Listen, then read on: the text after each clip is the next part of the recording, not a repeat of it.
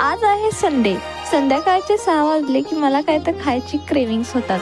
म्हणून मी विचार केला की चला आज कांदा भजी करूया. राजारामपुरीतल्या देसाईच्या दुकानातून कांदा भजीचं पीठ घ्यायला मी गेले. एवढ्या गर्दीत काय भेटतंय का नाही म्हटलं. कांदा भजी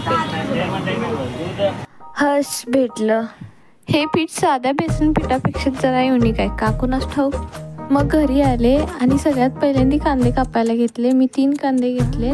सगळे कांदे एकदम बारीक स्लाइसमध्ये कापून घ्यायचे. त्यामध्ये अर्धा चम्मच चटणी, अर्धा चम्मच हळद आणि चवीपुरतं मीठ घालून 1 मिरची घालायची आणि तुम्हाला हवं असेल तर कोथिंबीर पण घालू शकता.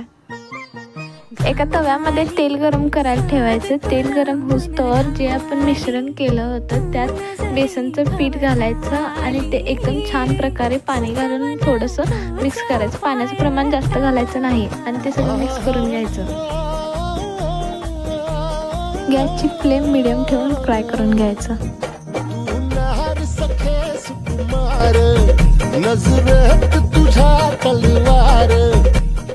कांदा भजी दिसायला तर लय भारी झाली होती. चला आता टेस्ट करून बघूया.